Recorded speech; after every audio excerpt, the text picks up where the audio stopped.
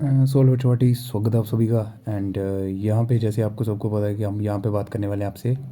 ये हमारा रहने वाला है BAPI 002 और जिसका हमारा रहेगा आज यूनिट नंबर 3, ठीक है, सर्टिफिकेशन ट्रेडमार्क। तो सर्टिफिकेशन आप सबको पता चल ही गया होगा कि क्या होता है, ठीक है। सर्टिफिकेशन मीन्स किसी भी जो भी हमारी कंपनी है या कोई भी है उसको सर्टिफिकेट प्रोवाइड करें, दैट इज़ सर्टिफिकेशन, ठीक है। तो यहाँ पे हम बात कर रहे हैं, अगर हमारा बापी की बात करें तो ऑर्गेनिक जो भी हमारी फार्मिंग है या एग्रीकल्चर है, ठीक है, तो उसके रिलेटेड जो भी हम सर्टिफिकेट प्रोवाइड करते हैं या कोई भी कंपनी करती है, दैट इज़ सर्टिफिकेशन। और ट्रेडमार्क आप सबको पता है क्या होता है। ट्रेडमार्क मीन्स उस पर्टिकुलर, जैसे आपने देखा होगा प्यूमा का, आपने देखा होगा एक लेपर्ड जैसे जंप कर रहा है ना, तो वो उसका ट्रेडमार्क आ गया, ठीक है। तो this is known trademark simply. तो यहाँ पे आपके लिए इस यूनिट के अंदर इंपॉर्टेंट चीज़ें की बात करें तो वो इंपॉर्टेंट यही है कि description of organic certification trademark जो है, यानी इंडियन ऑर्गेनिक लोगो जो है, और ग्रांट कैसे होता है और कौन कौन यूज़ कर सकता है इसका, और ग्रांट कौन करता है ये ट्रेडमार्क, ये हम चीज़ें देखेंगे। एप्लीकेशन क्या क्या होती है, ठीक है, फॉर लाइसेंस के लिए जब अप्लाई करते हो आप, ठीक है। ग्रांट कौन करता है लाइसेंस को, और क्या क्या कंडीशंस जो हैं, टर्म्स आपको फॉलो करनी होती है जो भी आपको लाइसेंस मिलता है, ठीक है। आपका लाइसेंस रद्द कैसे हो सकता है, ये सारी चीज़ें हम देखेंगे। और सिग्निफिकेंस क्या है, और इसके लिए देखो क्वेश्चन क्या बन सकता है आपका, आपसे पूछ सकते हैं कि बताओ what is organic certification trademark क्या होता है। या फिर जो भी 3 कलर्स होते हैं, डिफरेंट डिफरेंट कलर्स जो होते हैं इसमें ऑर्गेनिक लोगो के अंदर, इसका क्या मतलब होता है ये पूछ सकता है आपसे। और ग्रांट जो है वो कौन करता है ये भी पूछ सकता है। टर्म्स एंड कंडीशन क्या क्या फॉलो करनी पड़ती हैं ये भी आपसे पूछा जा सकता है, ठीक है।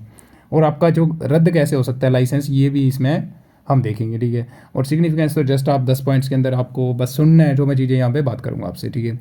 उसके बाद देखो यहाँ पे इंट्रोडक्शन की बात करें तो it is not much important, हमारे लिए ये इंपॉर्टेंट नहीं है, ठीक है। जैसे अगर हम बात करें तो यहाँ पे कुछ लिखा है वो इन्होंने कि the demand of the organic product जो है वो बढ़ रही है दिन ब दिन, ठीक है। ऑर्गेनिक प्रोडक्ट क्या होते हैं आप सबको पहले पता होना चाहिए, ठीक है, ठीक है।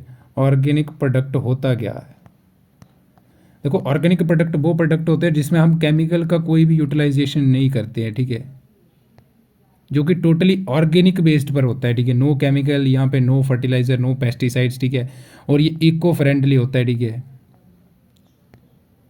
इसमें हम ऐसी चीज़ों का उपयोग करते हैं कि यहाँ पे क्या होती है, ऐसी चीज़ें जो कि हमारे इन्वायरमेंट को हार्म नहीं करती हैं, ठीक है। दैट इज़ ऑर्गेनिक प्रोडक्ट हो गए हमारे। तो ऑर्गेनिक प्रोडक्ट की डिमांड बढ़ रही है, जिसकी वजह से जो the reason for increasing demand का जो रीज़न है वो है organic product have been explain the previous unit में हमने एक्सप्लेन करा था, ठीक है। तो जिन्होंने नहीं देखा वो देख लेंगे पहले। Whenever there is a great demand for any particular product the chance of adulteration, faking, contamination of the product are also more. देखो तो ये लाइन क्या कहती है हमसे कि देखो जब किसी चीज़ की डिमांड बढ़ती है ना तो चांसेस बढ़ जाते हैं कि जो बंदा बना रहा है ना उसको, तो उसमें चेंजेस ज़रूर करेगा कुछ। अडल्ट्रेशन क्या होती है कि उसमें कुछ ऐसे मटेरियल डाल देगा, जैसे आपको बात करें हल्दी आ गया जैसे हमारा, ठीक है, हल्दी समझते हो ना आप सभी, ठीक है। या फिर हमारा जो पाउडर होता है, ठीक है, कोरिएंडर जो पाउडर होता है, धनिया का जो पाउडर होता है, तो उसमें जो आपको पता होगा कि अलग अलग चीज़ें मिला दी जाती हैं, ठीक है। तो इसके चांसेस बढ़ जाते हैं, क्योंकि देखो जब प्रोडक्ट की डिमांड बढ़ रही है तो डिमांड बढ़ रही है तो उसको अपनी प्रोडक्शन भी बढ़ानी है, ठीक है। उसको भी अपनी प्रोडक्शन बढ़ानी है और उसको प्रॉफिट जो है वो ज़्यादा से ज़्यादा करना है। उसके चक्कर में वो क्या करता है कि वो कुछ ऐसी चीज़ें मिलावट करना शुरू कर देता है, एक टाइप का मिलावट करना, यानी फेकिंग, कंटामिनेशन करना शुरू कर देता है प्रोडक्ट की।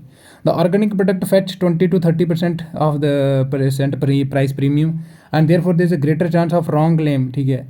और इसीलिए जो, ताकि अडल्ट्रेशन ना हो, ये फेकिंग ना हो या कंटामिनेशन ना करे प्रोडक्ट की जो बना रहा है यानी ऑपरेटर जो भी है, ठीक है। तो यानी जो जेन्यूननेस है प्रोडक्ट की, ऑर्गेनिक प्रोडक्ट की, उसके लिए कुछ certain norms have been prescribe किए गए हैं, ठीक है। और इन्हीं नॉर्म्स के अकॉर्डिंग हमें चलना है, ठीक है। और the certified organic products can be identify by a trademark, ठीक है।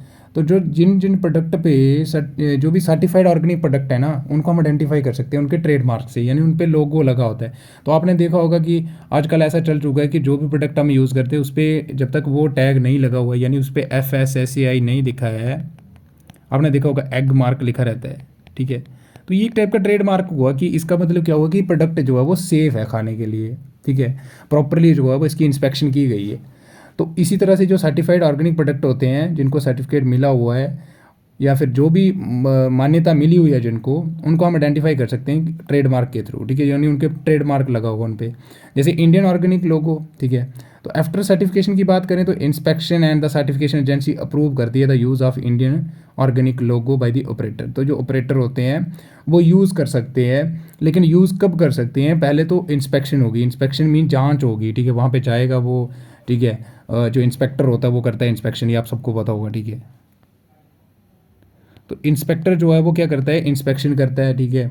और सर्टिफिकेशन एजेंसी जो है वो इसको चूज़ कर सकती है, जो इंस्पेक्टर होता है इसको बोलेगी कि आप जाओ इंस्पेक्ट करो, फिर उसके बाद वो रिपोर्ट लेके आता है वहाँ से, ठीक है, रिपोर्ट को सबमिट करवाता है, फिर जाके कहीं किसी कंपनी को क्या मिलता है? सर्टिफिकेट मिलता है ना। और फिर उसी के बाद जो है वो ये अलाउ करते हैं कि हाँ तुम जो है वो इंडियन ऑर्गेनिक लोगो जो है वो उसको यूज़ कर सकते हो, ठीक है। तो आई होप यहाँ तक आपको पता चल गया होगा। उसके बाद कहते हैं कि this logo represent the trademark Indian organic and communicate the genuinity of the product. तो ये जिस पे भी ये लोगो लगा होगा इसका मतलब प्रोडक्ट जो है वो जेन्यून है, यानी वो सही प्रोडक्ट है, उसमें कोई अडल्ट्रेशन नहीं है, उसमें कोई कंटामिनेशन नहीं है, वो बिल्कुल प्योर है, ठीक है। इंडियन ऑर्गेनिक लोगो जो है वो ऑन किया गया है by government of India and only such manufacturer, मतलब वही वाले मैन्युफैक्चरर जो बनाते हैं, वही वाले बनाने वाले, वही प्रोसेसर्स, वही एक्सपोर्टर्स जिनके प्रोडक्ट आर डली सर्टिफाइड हैं by the accredited inspection and certification agencies are granted the licence to use the logo under certain rules and regulation. तो ये मैं कहना यहाँ पे ये लाइन कहना चाहती है कि वही वाले जो मैन्युफैक्चरर्स हैं, जैसे कोई कंपनी प्रोडक्ट बना रही है वही वाली, या फिर जो प्रोसेस कर रहे हैं, ठीक है, आपको पता होगा प्रोसेसिंग होती है, या फिर एक्सपोर्ट कर रहा है, वही वाले कंपनीज जो है वो लोगो यूज़ कर सकते हैं जिनको सर्टिफिकेट दिया गया है, किसके द्वारा? जो भी एजेंसियाँ सर्टिफिकेट देती हैं, ठीक है। और उनको भी वो लोगो यूज़ कर सकते हैं, लेकिन लोगो यूज़ भी किस प्रकार करना है, ऐसे नहीं है कि आप उसका मिस यूज़ कर दो, ठीक है। उसके लिए भी आपको कुछ रूल्स एंड रेगुलेशन फॉलो करने पड़ेंगे। The logo also signifies the credibility of the product as well as authenticates the use of word organic, and the section 6 of the NPOP document deals with the detailed description of Indian organic logo। तो अगर हम बात करें कि आपसे question आ सकता है तो NPOP की फुल फॉर्म क्या होती है? National programme for organic production, है ना।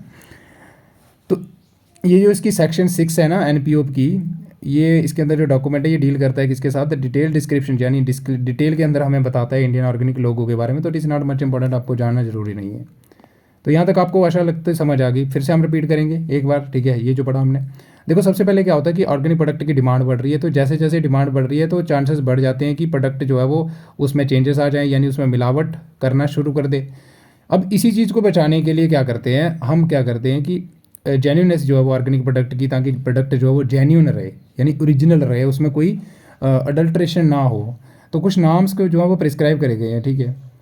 अब ये जो नाम्स हैं इनको फॉलो करना पड़ता है, ठीक है। जो भी कंपनी है, ठीक है, वो जिसको सर्टिफिकेट दिया गया है, और सर्टिफिकेट कौन देगा? सर्टिफिकेट हमारी जो भी एजेंसी होगी वो अप्रूव करेगी, ठीक है। और उसके बाद मैंने बोला कि कुछ लोगो लगा होता है कि कोई भी प्रोडक्ट है वो जेन्यून कैसे है, हमें कैसे पता चलता है? हम उसको आइडेंटिफाई करते हैं थ्रू उससे ट्रेडमार्क, और उस पर इंडियन ऑर्गेनिक लोगो लगा होता है, ठीक है। अब इंडियन ऑर्गेनिक लोगो कैसे मिलता है? तो ये लोगो जो है वो देती है हमारी कौन? सर्टिफाइड एजेंसी जो है वो अप्रूव करती है कि आप लोगों को यूज़ करना है कि नहीं करना है। पहले उसकी इंस्पेक्शन होती है, इंस्पेक्शन होने के बाद इंस्पेक्टर जाएगा, डेटा कलेक्ट करेगा, डेटा कलेक्ट करने के बाद वो जो है वो सर्टिफिकेशन एजेंसी को सबमिट करवाएगा, फिर वो जाके डिसीजन लेंगे एंड देन आपको सर्टिफिकेट मिलेगा, कि लाइसेंस मिलेगा कि ये yes you can choose the Indian organic logo. उसके बाद जो है इंडियन ऑर्गेनिक लोगो की बात करें तो ये जेन्यूनिटी ऑफ द प्रोडक्ट जो है वो हमें बताता है, ठीक है, जेन्यून है प्रोडक्ट की नहीं है, ठीक है। और ये इंडियन ऑर्गेनिक लोगो इसको ओन कौन करता है? GOI, यानी गवर्नमेंट ऑफ इंडिया ओन करती है। और वही वाले मैन्युफैक्चरर, प्रोसेसर्स और एक्सपोर्टर इसको यूज़ कर सकते हैं जिनको जो है वो सर्टिफिकेट मिला गया है, यानी जिनको परमिशन जो है वो लाइसेंस दिया गया है बाई एजेंसी के द्वारा, ठीक है। और फिर भी उनको अगर कोई लोगों को यूज़ करना है, यानी उस लोगों को अगर यूज़ करना है तो कुछ रूल्स एंड रेगुलेशन फॉलो करने पड़ेंगे। और उसके बाद हमने देख लिया कि सेक्शन 6 जो है वो NPOP यानी national programme for organic production, इसका जो सेक्शन 6 है वो डील करता है कि इंडियन ऑर्गेनिक लोगों के बारे में हमें बताता है डिटेल के अंदर, ठीक है। आई होप कि यहाँ तक आपको पता चल गया होगा, ठीक है। तो अब यहाँ पे देखते हैं कि डिस्क्रिप्शन दे रखा है, तो ये आपको पूछ सकते हैं कि कितने कलर्स होते हैं। तो 3 डिफरेंट कलर्स होते हैं जो इंडियन ऑर्गेनिक लोगो है, ठीक है। और हर कलर और जो डिज़ाइन है वो सिग्निफाई करता है कुछ स्पेसिफिक इन्फॉर्मेशन। जैसे आपने देखा होगा ना, हमारा इंडिया का फ्लैग है तो उसमें भी 3 कलर हैं, तो तीनों कलर्स का अलग अलग मीनिंग होता है, ठीक है। इन द सेम वे में जो 3 कलर हमारे इसमें होते हैं ना इंडियन ऑर्गेनिक लोगो में, ये भी सिग्निफाई करते हैं कोई पर्टिकुलर इन्फॉर्मेशन के बारे में बताते हैं, ठीक है। और कहता है therefore the logo should be depicted by the same colours and the colour specification of the logo, जैसे ये आपको दिख रहा होगा लेकिन ये ब्लैक एंड वाइट है, दैट्स वाई आपको कलर यहाँ पे क्लियरली विजिबल नहीं होगा। तो colour specification of the logo दे रखी है, लेकिन इसको हम जानने की ज़रूरत नहीं है, हम सीधा देख लेते हैं कि क्या क्या कलर होता है। ठीक है, तो whole concept of the logo represent the nature. जो होल है ना, ये आपको पूरा दिख रहा है, जो पूरा दिख रहा है आपको, ये क्या कर रहा है, नेचर के बारे में बता रहा है। ठीक है, उसके बाद कहते हैं कि the cosmic forces in blue symbolise the universal purity. ठीक है, तो यहाँ पे क्या होगा कि कॉस्मिक फोर्सेस दिखाई होंगी, ठीक है, ब्लू कलर की होंगी, जो वो सिंबलाइज करती हैं यूनिवर्सल प्योरिटी, यानी जो हमारा प्रोडक्ट होगा वो एकदम प्योर है। ठीक है, उसके लिए उसको दर्शाती है। गोल्डन ब्राउन कलर जो होता है वो रिप्रेजेंट करता है richness of the soil in terms of natural ingredients in organic farming, यानी ऑर्गेनिक फार्मिंग के अंदर सॉइल की जो नेचुरल इंग्रेडिएंट्स हैं, यानी उसमें क्या क्या है, जैसे उसमें मिनरल कितने हैं, न्यूट्रिएंट्स कितने हैं, उन सभी के बारे में बताता है, कितनी रिचनेस है। ठीक है, और ये कौन सा कलर है, गोल्डन ब्राउन कलर। और उसके बाद लिखा है द ब्लू बैकग्राउंड जो कलर है वो सिंबल है फॉर अर्थ इन्वायरमेंट। ठीक है, which is free from harmful chemicals and pollution. तो जो इसके पीछे आपको दिख रहा है, ये यहाँ पे दिखाया नहीं रहा है उस तरीके से, तो आप इसको देख लेना। ठीक है, ये जो ब्लू कलर है ना पीछे वाला पूरा, जो ये हमें दिखा रहा है कि जो हमारा इन्वायरमेंट है वो एकदम फ्री है, उसमें कोई भी हार्मफुल केमिकल नहीं है, कोई पोल्यूशन नहीं है। तो ग्रीन प्लांट जो अपेयरिंग हो रहे हैं on the one end of the wave is the resultant of synergic relationship between cosmic and earth forces, जो कि यूज़ करते हैं the colour of nature and nature product untouched by chemical. इसका मतलब क्या हुआ, कहता है कि जो ग्रीन प्लांट दिख रहे हैं ना, इसका मतलब जो ग्रीन प्लांट है वो दर्शा रहे हैं कि जो हमारे प्रोडक्ट हैं उनके अंदर कोई भी केमिकल नहीं है। मतलब मैंने आपको बताया था ना कि ऑर्गेनिक फार्मिंग क्या होती है, यहाँ पे जीरो केमिकल का यूज़ होता है। ठीक है, ये आप सबको बताया मैंने कि जीरो यहाँ पे क्या होता है, जीरो हम कोई पेस्टिसाइड यूज़ नहीं करते, कोई इंसेक्टिसाइड यूज़ नहीं करते। Similarly, other countries do have their own organic certification logos that denote the product of organic, और इसके नॉट मच इंपॉर्टेंट। तो यहाँ तक ये करने की ज़रूरत नहीं है, लेकिन आपको इतना पता होना चाहिए कि कौन कौन सा कलर है। जैसे मैंने आपको बताया, पहली बात तो ब्लू कलर जो है वो सिंबलाइज करता है कि यूनिवर्सल प्योरिटी, हमारा कलर जो प्रोडक्ट है वो एकदम प्योर है। दूसरा जो गोल्डन ब्राउन कलर है वो रिचनेस बताता है कि सॉइल के अंदर कितने न्यूट्रिएंट्स हैं। ठीक है, न्यूट्रिएंट्स के बारे में बताता है, कितने मिनरल्स हैं। आप सबको पता होगा कॉन्स्टिट्यूएंट्स क्या होते हैं, यानी नेचुरल इंग्रेडिएंट्स क्या होते हैं, नेचुरल होने चाहिए, यानी मैन्योर हो सकता है उसमें, लेकिन केमिकल नहीं होना चाहिए। ठीक है, तो उसके बारे में बताता है हमारा कौन, गोल्डन ब्राउन कलर। ठीक है, उसके बाद उन्होंने कहा कि जो बैकग्राउंड में सिंबल है ना ब्लू कलर का, पूरा जो बैकग्राउंड है वो बता रहा है कि हमारा जो अर्थ का इन्वायरमेंट है वो फ्री है, उसमें कोई भी हार्मफुल जो है वो केमिकल नहीं है, कोई पोल्यूशन नहीं है। फिर जो ग्रीन प्लांट्स हैं हमारे, ठीक है, वो अपेयर हो रहे हैं जैसे वन एंड पे, वो हमें दिखा रहे हैं कि जो हमारा प्रोडक्ट है उसमें कोई भी केमिकल नहीं है। बस इतना आपको याद रख लेना है। उसके बाद हमारा यहाँ तक आपको पता चल गया होगा। ठीक है, देन आ जाएगा grant of licence for the use of logo. अब देखो ये जो लोगो है इसको यूज़ करने के लिए जो ग्रांट मिलती है लाइसेंस की, ये लाइसेंस कौन देता है, कैसे मिलता है, कैसे अप्लाई कर सकते हो आप इसके लिए, कैसे कैंसिल हो सकता है, ये हम सारी चीज़ें देखेंगे अभी। कहता है या the use of logo regulated through accredited inspection. ये मैंने आपको बताया था पहले। देखो पहले क्या होगा, इंस्पेक्शन होगी, फिर सर्टिफिकेट मिलेगा आपको, देन आप जो है वो यूज़ कर सकते हो। Only the inspection and the certification agencies accredited by APEDA, यानी agriculture and processed food product development authority जो है, are authorise to use the Indian organic logo and grant the operator to use it for their product. तो जो APEDA है ना, ठीक है,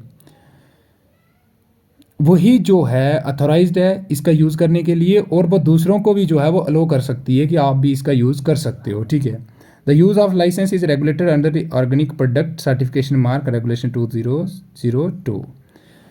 तो यहाँ पे ये इंपॉर्टेंट नहीं है आपके लिए, लेकिन ये इंपॉर्टेंट लाइन है कि जो हमारी APEDA होती है ना, ये जो है वो अलो करती है, ये अथोराइज्ड है, इसके पास फुल परमिशन है कि ये यूज़ कर सकती है इंडियन ऑर्गेनिक लोगों को, और ये दूसरों को भी ग्रांट कर सकती है, यानी परमिशन अलो कर सकती है कि आप भी जो है वो इसका यूज़ कर सकते हो। यानी ऑपरेटर अगर कोई और यूज़ करना चाहता है, जैसे जो कोई ऑर्गेनिक फार्मिंग कर रहा है तो ठीक है। बाकी उसके बाद एप्लीकेशन फॉर लाइसेंस के लिए आप अप्लाई कैसे कर सकते हो, तो operator seek licence to use the Indian organic. मतलब अगर कोई बंदा है, ऑपरेटर है, वो चाहता है कि मैं इसका यूज़ करूँ इंडियन ऑर्गेनिक लोगो का, तो उसको अप्लाई करना पड़ेगा prescribe form as per the format given in the form number 12। हम देखेंगे NPOP document.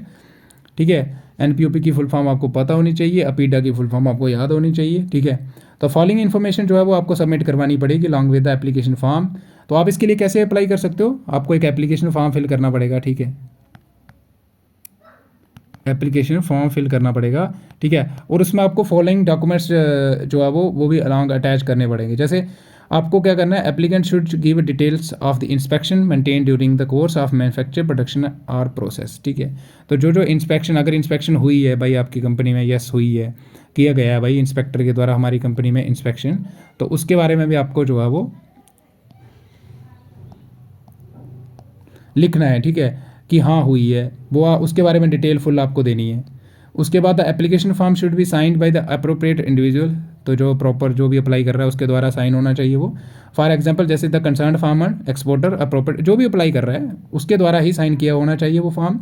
The application must be accompanied by the relevant document proof, तो आपको उसके साथ भी डॉक्यूमेंट प्रूफ लगाना है। जैसे आपका इंस्पेक्शन का प्रूफ हो गया, ठीक है, हाँ इंस्पेक्शन का प्रूफ है, सर्टिफिकेट मिला है, यस मिला है, फिर आप लाइसेंस के लिए अप्लाई कर सकते हो। सर्टिफिकेट इन द मीन कि आपको ऑर्गेनिक फार्मिंग का सर्टिफिकेट मिला हुआ है। फिर आ जाएगा on receipt of application and before granting a licence the inspection and the certification agency में, देखो अब वो चला जाएगा कहाँ पे, आपका फॉर्म जो भी सर्टिफिकेशन एजेंसी है या इंस्पेक्शन एजेंसी हो गया हमारा, उसके पास चला जाएगा। वो की चीज़ें क्या क्या करेगा, पहले वो तो require evidence that the operator has been following routine inspection and testing to ensure that all marked product are process conform to the directions and specifications given in the NPOP। मतलब जो भी पहले वो चेक करेगा कि आपका form आया, वो देखेगा कि हाँ ऑपरेटर जो है उसने सारी की सारी इंस्पेक्शन जो है वो अच्छे से फॉलो करी है, यानी जब भी इंस्पेक्टर आया उसने अच्छे से कोऑपरेट करा, उसने सारी चीज़ें दिखाई हैं उसको, ये चीज़ें वो देखेगा, ठीक है, कि जो भी टेस्टिंग हुई है उसकी प्रोडक्ट की वो उसने अच्छे से उसको कोऑपरेट करा, उसने बताया और वो सही निकली है, यानी एकदम करेक्ट है, उसमें कोई फेक नहीं है, उसमें कोई केमिकल नहीं है। फिर require information about the facilities with the operator for the purpose of verifying the evidences used for production by the operator, ठीक है। तो जो भी इन्फॉर्मेशन चाहिए होगी, ठीक है, with the operator for the purpose of verifying the evidence, तो जो एविडेंस है उनको वेरीफाई भी तो करना है ना। जैसे हो सकता है उसने फेक डॉक्यूमेंट अटैच कर दिए हो तो उनको वेरीफाई करना, ये भी उनका काम होता है एजेंसी का, ठीक है। फिर direct the applicant to submit samples to such testing authority as inspection and certifying agency may consider appropriate the expenses for testing shall be borne by the applicant, ठीक है। फिर उसके बाद जो है वो क्या होगा, फिर से जो है वो आप जब भी मतलब ये सारी चीज़ें हो जाएंगी, फिर आप डायरेक्ट द एप्लीकेंट को बोलोगे to submit sample to such testing authority as, जैसे इंस्पेक्शन के, सर्टिफिकेशन एजेंसी मे कंसीडर्ड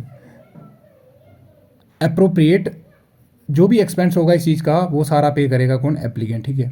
तो यहाँ पे अगर आपको समझ नहीं, फिर से सुनो इसको ध्यान से, ये क्या कहता है हमसे लास्ट वाला जो है कि ये डायरेक्ट करेंगे, यानी इन्होंने पहले देखा कि हाँ उसने जो है वो कंप्लीट रूटीन फॉलो करी है कि नहीं करी है, इंस्पेक्शन हुई है कि नहीं हुई है, जो भी इन्फॉर्मेशन चाहिए वो ले लेगा वेरीफाई करने के लिए, ठीक है। एविडेंस जो भी उसने यूज़ करे हुए हैं production for production by the operator के द्वारा, उसने एविडेंस भी तो दिया होगा ना, तो उनको वेरीफाई भी तो होता है, जैसे आपकी डॉक्यूमेंट्स वेरिफिकेशन होती है, आपकी जॉब लगती है। तो फिर डायरेक्ट करेंगे एप्लीकेंट को to submit samples to such testing authority, जैसे इंस्पेक्शन और सर्टिफिकेशन एजेंसी को, अगर वो अप्रोप्रिएट हुए तभी ये सारी चीज़ें होंगी, या फिर वो अप्रोप्रिएट होने चाहिए, मतलब सैंपल भेजो भाई, और सैंपल किसके पास जाएंगे, इंस्पेक्शन के पास, सर्टिफिकेशन एजेंसी के पास, ठीक है। और उसके बाद जो भी खर्चा आएगा इन सभी का टेस्टिंग का, वो कौन करेगा पे, एप्लीकेंट करेगा पे। तो यहाँ तक आपको पता समझ लग गई होगी। अब लाइसेंस ग्रांट कर देंगे तो वेरिफिकेशन होने के बाद, ठीक है, वो क्या कर देंगे, उसको जो भी नॉर्म्स एंड स्टैंडर्ड हैं वो सारे लिखे जाएंगे वहाँ पे। The accredited inspection and certification agency grant the operator the licence to use the logo on their product. तो यहाँ तक देखो सिंपली अगर हम बात करें ना, तो इसकी क्या होता है कि सबसे पहले आपको एप्लीकेशन दे दिया आपने, ठीक है, एप्लीकेशन दे दी, तो एप्लीकेशन देने के बाद आपने उसके साथ कोई डॉक्यूमेंट्स भी तो अटैच करा होगा, कोई जो आपकी रेलिवेंस दिखा रहा होगा, यानी कि आपके जो डॉक्यूमेंट्स हैं वो वैलिड हैं। आपने एविडेंस करवाए जमा, फिर वो चला गया किसके पास, जो हमारी एजेंसी थी उसके पास चला गया, जो भी सर्टिफिकेशन एजेंसी थी, फिर उसने उसकी वैलिडिटी चेक करी, ठीक है, कि ये आपका डॉक्यूमेंट वैलिड है कि नहीं है, ठीक है। फिर अगेन वो टेस्टिंग के लिए बोल सकते हैं, ठीक है, और टेस्टिंग के लिए जो भी खर्चा आएगा वो पे करेगा एप्लीकेंट, ठीक है। फिर उसके बाद अगर एप्लीकेबल है, means all the documents are appropriate हैं, तो फिर आपको वो है ग्रांट दी जाएगी लाइसेंस यूज़ करने की, यानी लाइसेंस मिल जाएगा कि आप जो है वो लोगो यूज़ कर सकते हो अपने प्रोडक्ट के ऊपर, ठीक है। The inspection and certification agency also conduct a preliminary inquiry to assess the operators required skill, resources, production, processing, previous performances and antecedents relevant to the issues of the licence, ठीक है। तो ये क्या कर सकते हैं, चेक भी कर सकते हैं, यानी प्रीलिमिनरी इंक्वायरी भी कर सकते हैं, वहाँ पे जाके चेक भी कर सकते हैं कि जो ऑपरेटर है उसके पास स्किल कितनी है, रिसोर्स कितने हैं, प्रोडक्शन कैसी कर रहा है, करता भी है कि नहीं करता, प्रोसेसिंग यूनिट कैसा है, जो भी प्रीवियस परफॉर्मेंस है उसकी, जैसे उसने कितना अचीव करा है ना, कितने प्रोडक्ट उसने सही से बेचे मार्केट में, ठीक है, कोई मिलावट तो नहीं हुई इसके ऊपर, कोई केस तो नहीं है, वो सारी चीज़ें भी चेक की जाएंगी, ठीक है। और the inspection and certificate agency grant licence in form 13, ठीक है, जो कि मेंशन करा हुआ है, ये भी आपको याद रख लेना कि कौन से फॉर्म के अंदर कौन सा फॉर्म नंबर होता है, वो 13 फॉर्म नंबर होता है, और अथोराइजिंग करता है कि आप जो है वो यूज़ कर सकते हो, ठीक है। The product under conversion are not allowed to use organic logo, तो मोस्ट इंपॉर्टेंट लाइन है कि जो प्रोडक्ट अंडर कन्वर्शन हो उनको आप लोगो यूज़ नहीं कर सकते उनके लिए, ठीक है। उसके बाद agency should also give a reasonable opportunity to the applicant to be heard और furnish a representation before rejecting the application, ठीक है। तो अगर वो रिजेक्ट कर देते हैं, ठीक है, तो उसके पहले आपको वो एक अपॉर्चुनिटी दे सकते हैं, ठीक है, कि आप अपने आप को प्रूव करो, ठीक है, आप रिप्रेजेंटेशन डाल सकते हो, ठीक है। जैसे फॉर एग्जांपल आपके डॉक्यूमेंट्स मैंने चेक करे तो वहाँ पे कुछ गलतियाँ थी, यानी मैच नहीं हो रहा था, तो मैं रिजेक्ट करने से पहले आपको एक मौका और दूंगा कि आप जाओ, कोई रीजनेबल अपॉर्चुनिटी देंगे उसको हम, कि आप अपने आप को फिर से प्रूव करो। फिर कहता था इंस्पेक्शन एंड सर्टिफिकेशन एजेंसी में charge nominal fee for granting licence, तो नॉमिनल फ़ी जितना प्रिस्क्राइब होता है वो फ़ी लेंगे आपसे, ठीक है, to use the certification mark यानी logo. These agencies also undertake surveillance and inspection at a regular interval to ensure proper use of the logo। उसके बाद क्या करेंगे, ये बाद में जाके जिसको आपने ग्रांट कर दिया लाइसेंस, वहाँ पे जाके उसको चेक भी करेंगे, ऐसा तो नहीं है कि वो कहीं उसका मिसयूज़ कर रहा है उसका जो लोगो होगा, ठीक है। उसके बाद agency should inform to APEDA about the grant of licence to an operator. उसके बाद जो अपीडे है ये आपकी फुल फॉर्म मोस्ट इंपॉर्टेंट है, मैंने ऊपर बताया आपको, ठीक है। तो इसको फिर इन्फॉर्म कर देना कि हाँ हमने इस ऑपरेटर को लाइसेंस जो है वो दे दिया है कि वो लोगो यूज़ कर सकता है, ठीक है। उसके बाद आ जाएगा terms and condition of the licence, क्या क्या टर्म्स एंड कंडीशन हो सकती हैं इसको यूज़ करने के लिए, ठीक है। यानी जब आपको लाइसेंस मिल जाता है तो आप क्या क्या कंडीशंस फॉलो करनी है, आपको क्या क्या नॉर्म्स फॉलो करने हैं, क्या क्या रेगुलेशंस फॉलो करनी है, वो देखते हैं। The operator should use the logo only on certified product पे, ठीक है, जिन प्रोडक्ट पे सर्टिफिकेट मिला हुआ है आपको उस पर सिर्फ यूज़ कर सकते हैं। At any stage of the period of validity of the licence the inspection and certification agency may alter the period of validity of the licence by giving 1 month advance notice to the applicant. अब आपकी जो validity है licence की वो भी, ठीक है, alter हो सकती है, यानी चेंज हो सकती है, और उसको चेंज कौन कर सकता है, इंस्पेक्शन एंड सर्टिफिकेशन एजेंसी, और वो आपको एक 1 month पहले ही नोटिस भेज देंगे कि आपके जो भी लाइसेंस है उसकी वैलिडिटी जो है वो अभी 2 month के लिए ही रही है, ठीक है, ऐसे करके आप नोटिस भेज सकते हो। उसके बाद आता है the terms and condition for the use of Indian organic logo, दे रखी है कि सर्टिफिकेशन मार्क जो है वो should be depicted as distinct mark on the product, मतलब अलग से दिखना चाहिए, ठीक है। और the certification mark should be used only on such types grades class variety size of the product which licence has been granted. तो जिसके लिए आपको लाइसेंस मिला है, यानी जो भी आपकी सर्टिफाइड प्रोडक्ट है उन्हीं पे आप जो है वो लोगो यूज़ कर सकते हो, ऐसे यूज़ नहीं कर सकते हो। When a certification mark has been specified in respect of an operator, no person other than the license can make the public claim through any advertisement, share promotion, leaflets, price list, or throughout any other means that his her product conforms to the relevant certification mark। तो यहाँ पे ये कहने का मतलब है जिस बंदे को मिला है वही जो है वो इस प्रोडक्ट का लोगों का यूज़ कर सकता है, कोई दूसरा बंदा यूज़ नहीं कर सकता, कोई दूसरा बंदा दिखा नहीं सकता, यानी उस पर अपना हक नहीं जमा सकता है कि ये मेरा लाइसेंस है, ठीक है। तो ये आपको पता लगे, मतलब फॉल्स प्रमोशन नहीं कर सकता वो, ठीक है। तो ये देखो लिख रखा है यहाँ पे, other than the licence can make any public claim through the any advertisement. तो ये मैंने आपको बता दिया, सिंपली ये रटने वाली बात नहीं है, समझ लो और अपनी लैंग्वेज में लिख दो। फिर कहता है एवरी लाइसेंसी, लाइसेंसी क्या होता है, जिसको मिलता है यानी ऑपरेटर जो होगा उसको इंश्योर करना है कि that system of quality control be adhere to along with the relevant norms and procedure of inspection and certification prescribed for the organic product, ठीक है। तो एडहेयर टू क्या होता है कि उसको मानना, उसको फॉलो करना, ठीक है, जो भी रेलिवेंट नॉर्म्स एंड प्रोसीजर दिए हुए हैं, ठीक है, इंस्पेक्शन एंड सर्टिफिकेशन जो प्रिस्क्राइब करे गए हैं फॉर द ऑर्गेनिक प्रोडक्ट के लिए। और इंटरनल कंट्रोल क्वालिटी कंट्रोल मैंने आपको बताया था, ठीक है, क्या होता है ये, ठीक है, इसके बारे में हम देखेंगे फर्स्ट यूनिट के अंदर है ये।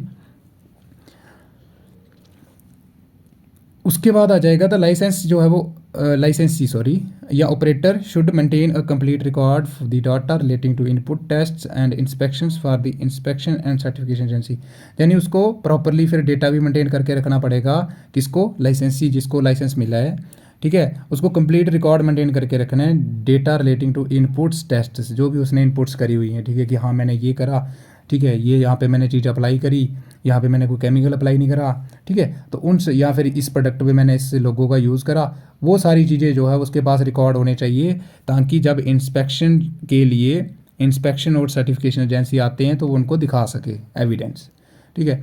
Termination and cancellation of licence, तो आपका लाइसेंस जो रद्द कैसे हो सकता है, तो कहता है कि the monitor of compliance of standards and norm prescribed for organic product, the inspection and certification agency conduct inspection at the regulator. तो ये मैंने आपको बताया था कि उसका सही से उपयोग हो रहा है कि नहीं, लोगों का गलत यूज़ तो नहीं हो रहा, मिस यूज़ तो नहीं हो रहा। तो इसको सर्विलेंस करने के लिए, चेक करने के लिए रेगुलर क्या होती थी, इंस्पेक्शन होती थी, है ना। इंस्पेक्टर आता है, वो चेक करता है, ठीक है, कि हाँ आप, वो प्रोडक्ट देखेगा कि ये प्रोडक्ट सर्टिफाइड है कि नहीं जिस पे लोगो लगा है। अगर उस पर नहीं होता है तो फिर आपको फिर उस पर फाइन भी होगा एंड आपका लाइसेंस रद्द भी हो सकता है, ठीक है। तो कहता है कि ये मैंने आपको बता दिया। और कहते हैं कि at any stage if any breach होता है या नॉन कंप्लेंट्स होती है in terms of conditions by the licence is observed, the licence जो है वो सस्पेंड है। ये मैंने आपको बता दिया। जैसे मैंने आपको अलाउ करा था कि ये सर्टिफाइड प्रोडक्ट है आपका, ठीक है, ये आपका क्या है, सर्टिफाइड प्रोडक्ट है। आप सिर्फ इसी पे जो है वो लोगो यूज़ कर सकते हो, लेकिन आपने क्या करा, लोगो का यूज़ कर दिया ऐसे प्रोडक्ट पे जो कि आपका सर्टिफाइड नहीं है, तो आपका लाइसेंस रद्द हो सकता है, ठीक है। ये बता दिया मैंने। The licence granted to use the Indian organic mark can be suspended और टर्मिनेटेड बाय द इंस्पेक्शन, ये मैंने आपको बता दिया। और आपको 14 दिन जो है वो एडवांस नोटिस दिया जाएगा आफ्टर द लाइसेंसी, लाइसेंसी मतलब आप जो ऑपरेटर, ठीक है, आफ्टर द लाइसेंसी उसको सबमिट करवानी पड़ेगी एक्सप्लेनेशन, ठीक है। And the inspection and certification agency should consider the explanation, यानी उसको मानना पड़ेगा, लेना पड़ेगा, देखना पड़ेगा। अब फिर उस पर सुनवाई होगी और 14 डेज़ के अंदर from the date of receipt of explanation, जैसे आपने आज जो है वो आपको नोटिस आया, आपको 14 दिन के अंदर उसकी एक्सप्लेनेशन देनी है, ठीक है। तो आपने दे दी, समझ लो कि 20th डे में दे दी, उसके बाद विद इन 14th डे यानी इसके बाद 14 दिन के अंदर आपकी जो है वो सुनवाई होगी, ठीक है। और or before expiry of the notice whichever is longer, ठीक है। उसके बाद कहता है however other terms and condition under which the inspection and certification agency, यानी जो इंस्पेक्शन होती है या इंस्पेक्टर होता है या फिर सर्टिफिकेशन एजेंसी होती है, वो आपका सस्पेंड कर सकती है लाइसेंस किस किस तरीके से या किस किस बर्ताव, आपका क्या बर्ताव होगा। कहता था product having India organic mark fails to comply with the related norms and standard, यानी जो लिखे हुए हैं नॉर्म्स एंड स्टैंडर्ड रेगुलेशंस, अगर वो उसके साथ मैच नहीं हो रहे हैं तो आपका जो प्रोडक्ट है, जैसे उसको सर्टिफाइड नहीं मिला हुआ है, तो आपका रद्द हो सकता है, ठीक है। The licensee or operator has had use the mark in respect of the products or process which are not, ये देख लो मैंने आपको बता दिया कि उसने ऐसी जगह पे उस लोगों का यूज़ कर दिया, ऐसी जगह पे उस लोगों का यूज़ कर दिया जो प्रोडक्ट सर्टिफाइड ही नहीं है, जो सर्टिफाइड ही नहीं है, जिनको मान्यता ही नहीं मिली है, तो वहाँ पे आपने यूज़ कर दिया तो आपका लाइसेंस रद्द हो जाएगा, ठीक है। The licensee applicant fails to provide reasonable facilities to the inspection and certification agency to enable them discharge their duties, या फिर अगर जैसे वो आया, इंस्पेक्शन टीम आई और इंस्पेक्टर आया, ठीक है। इंस्पेक्टर ने कहा कि भाई मुझे अपने अपने जो भी प्रोडक्ट हैं जिस पे आपने लोगो यूज़ किया मुझे उसके सैंपल्स दिखाओ, लेकिन ये दिखाने में फ़ेल हो गया क्योंकि ये चोर था, इसने क्या करा था, ऐसे प्रोडक्ट पे लगाया था जो सर्टिफाइड नहीं थे, तो इसलिए ये इसका लाइसेंस रद्द कर सकते हैं क्योंकि वो प्रूव नहीं कर पाया, क्योंकि उसने वहाँ पे चीज़ें यानी कॉपरेट नहीं कर पाया वो, ठीक है। क्योंकि जो भी उनकी ड्यूटीज़ थी, फंक्शन थे किसके, इंस्पेक्शन टीम के, वो फुलफ़िल ही नहीं कर पाए क्योंकि उसने कुछ दिखाया ही नहीं उनको, ठीक है। उसके बाद आ जाएगा the licence operator fails to comply with any of the terms and condition prescribed for the award of the licence. तो कहते हैं कि अगर वो फेल हो जाता है, जैसे उसको बोला गया था कि आप जो है वो दूसरे प्रोडक्ट पे यूज़ नहीं कर सकते, ठीक है, या फिर किसी और को प्रोडक्ट ये लाइसेंस नहीं दे सकते यूज़ करने के लिए, तो उसने दे दिया था यूज़ करने के लिए किसी अदर पर्सन को, तो फिर भी उसका लाइसेंस जो है वो रद्द हो जाएगा, ठीक है। तो ये सारे इवेंट होते हैं सस्पेंशन ऑफ द, कि आपका जो लाइसेंस है वो सस्पेंड कर सकते हैं। और ये सस्पेंड कौन करता है, ये इंपॉर्टेंट रखना है। देखो inspection and certification agency provide भी यही कर रहे थे आपको, और सस्पेंड भी यही कर सकते हैं।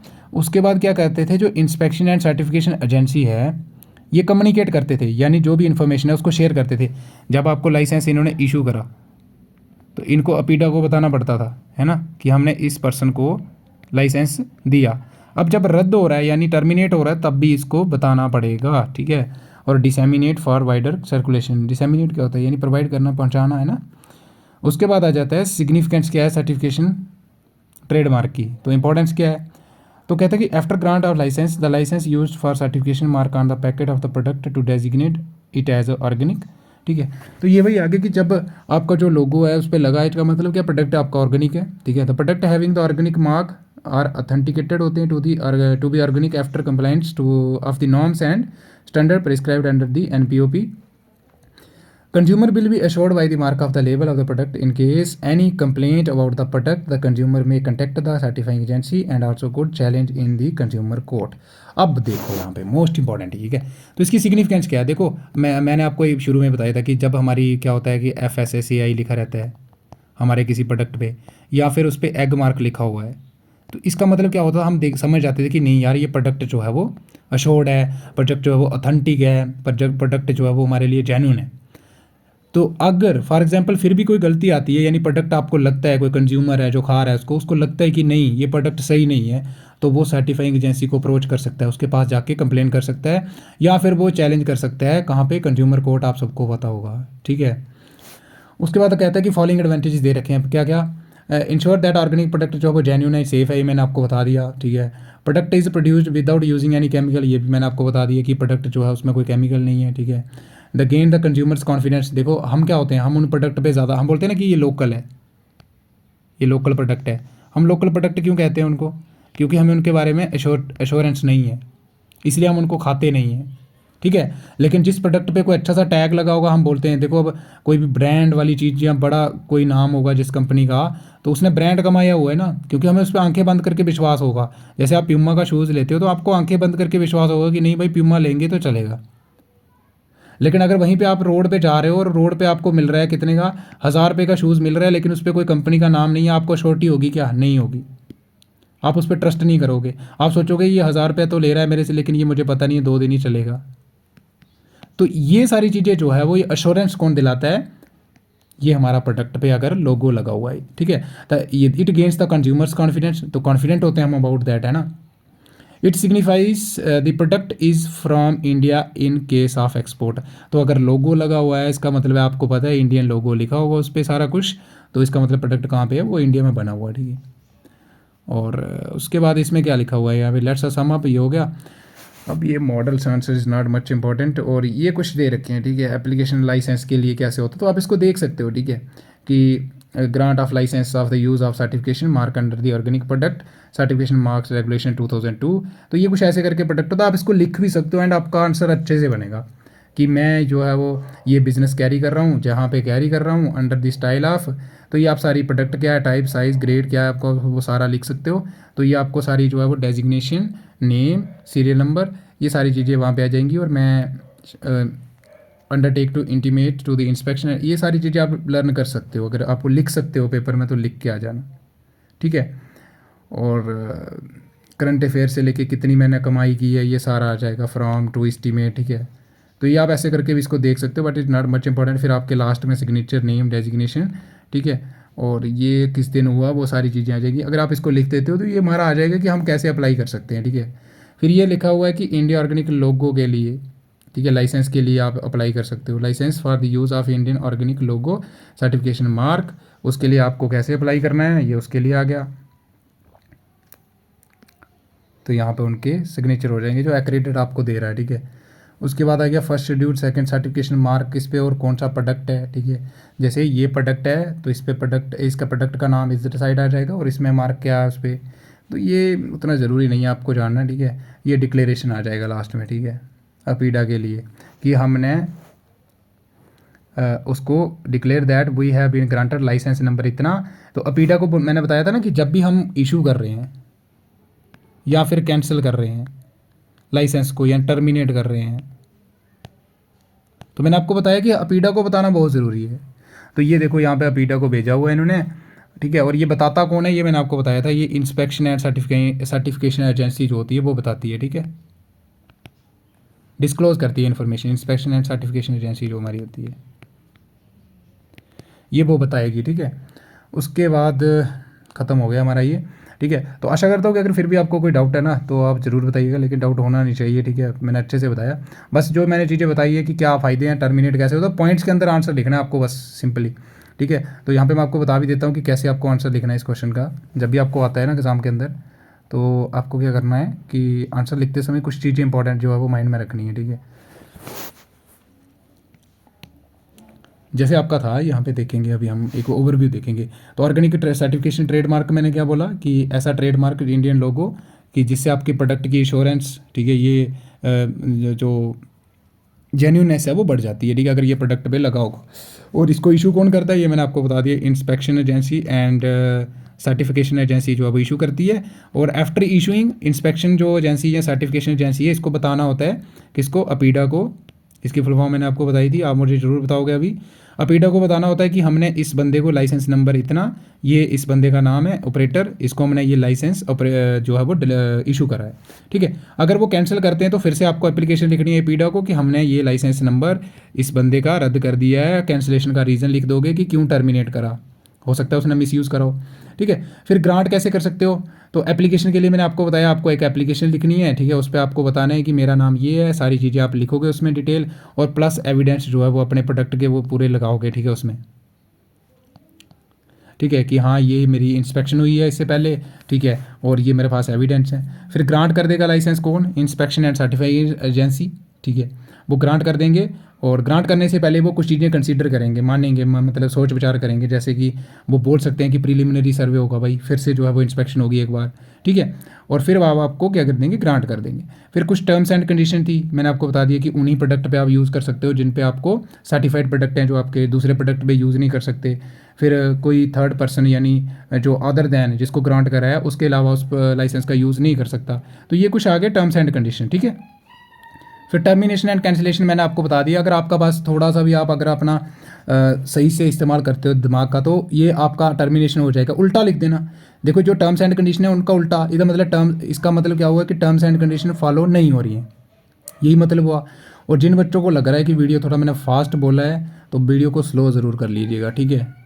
1.70 माइनस में 0.75 पे देख लीजिएगा, ठीक है। और सिग्निफिकेंस मैंने आपको बता दिया कि इससे एश्योरेंस हो जाती है, हमारा जो कस्टमर है उसका वो जो क्या होता है, इंटरेस्ट गेन होता है, और उसको एश्योरेंस होती है, जेन्यूननेस होती है, ठीक है। और अगर फिर भी लगता है कि प्रोडक्ट कहीं ना कहीं गलत है उस पर लोगो लगने के बाद भी, तो आप जो है वो जो भी कंज्यूमर है, अगर कंज्यूमर सेटिस्फाई नहीं है, ठीक है, सेटिस्फाई नहीं है, तो वो जाके कंज्यूमर कोर्ट में चैलेंज कर सकता है, ठीक है, या फिर वो जाके जो भी सर्टिफिकेशन एजेंसी है उसके पास जाके पूछ सकता है, ठीक है, उसके बाद इतना राइट है।